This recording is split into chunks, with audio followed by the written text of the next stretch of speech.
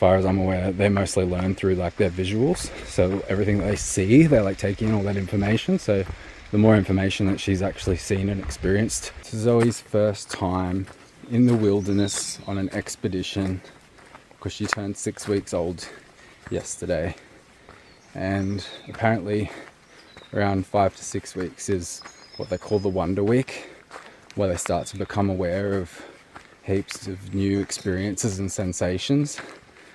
And I've definitely noticed that before that she kind of just like went along with anything because she didn't really know what was happening. But now she has like preferences and things that she doesn't like developing, and she'll get cranky at stuff just because it's uncomfortable or because she doesn't like it.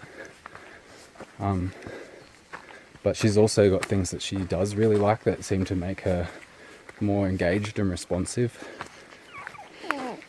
or like even happy, like smiley and more cute and excited looking. Like she's got like, seems like she's expressing some kind of emotional response. It's pretty cool. This is Amanda's first exercise, really, like big workout since she gave birth. So she's like, don't point a camera at me right now, but we got a lot of good footage before now on the way down, because like most of these hikes you go down into the valley, like it's all easy and nice and beautiful and taking lots of photos, and then you get to the bottom, you see the waterfall, it's so epic, and then after that it's up the hill and everybody's tired and bitter and like hungry, thirsty. When do we get to the food and water and all the good things? Like we've got food and water on us, but once you're moving you don't really want to stop and start and stop and start.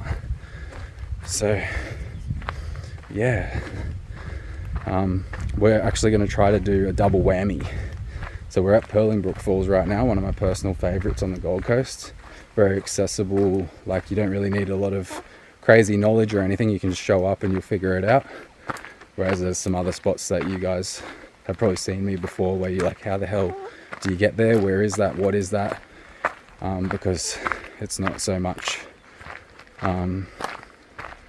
there's no signs, no brochure, no website that can tell you how to discover these places. But that's just from exploration over the years and having the right conversations with the right people. So yeah, the next stop is Natural Bridge, because it's not just first experience for Zoe. I've also got Amanda's family here from Scotland, because a really similar thing happened in her family where she has a long lost brother that didn't know his father, and it turns out to be Amanda's father from a really, really long time ago. He's also a filmmaker as well, so there's all these crazy overlaps. He brought like all these fancy, like he's a like career filmmaker, that's his main thing. Whereas like my thing's mental health and I also make films. He's got all the film gears, been all over the place doing all these crazy film projects, so it's exciting.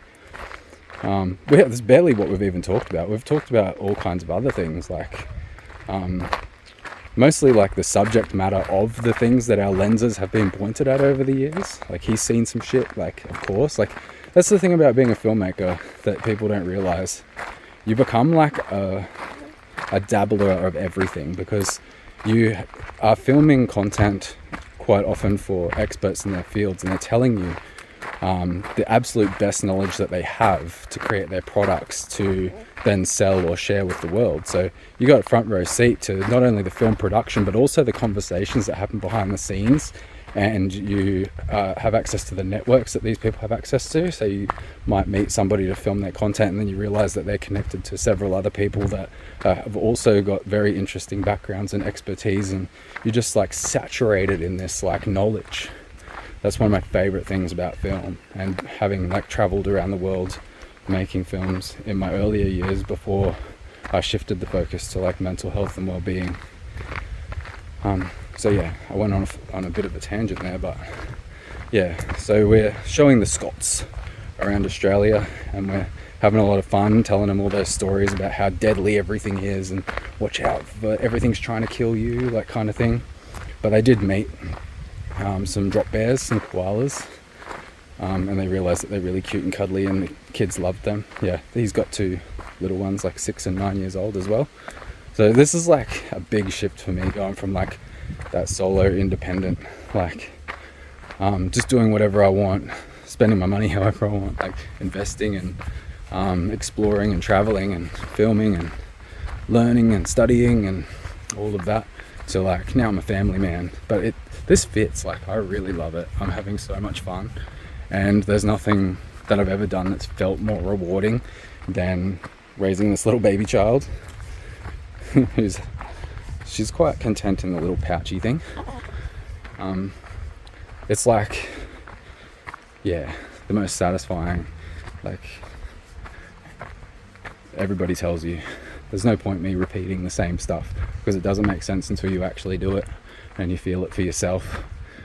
Feelings that could not and do not exist prior to reproducing or producing a little tiny being, like a new little universe. Like I'm responsible for this universe that's being created right here, and now I'm exposing her to like as much of our shared reality, mine and Amanda's shared reality, so that she like sort of downloads all of this data about life. That's the way that I'm kind of imagining it at the moment,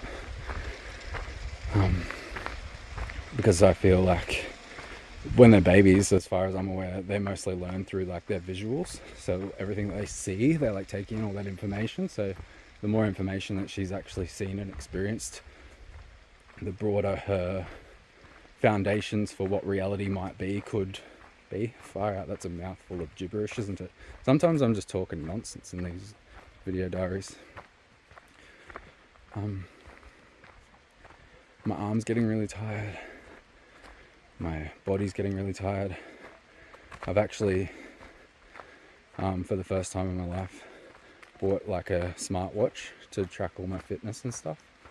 And I'm really interested to see like how carrying a baby through the wilderness stacks up against an actual gym workout, I think. Because I want to do more of this, and I want to, like, you can't choose everything anymore. Like, I've got to prioritize certain things. So I still want to have good health and fitness. So if I can kill 2 birds with 1 stone, I'm going to do it. But we're coming up to the lookout now, so I'm going to leave this video diary. If you got anything out of it, click the like button for me, leave your comments down below, subscribe if you haven't already, and pass these videos on to anybody else you know who may enjoy them or benefit from them in any way.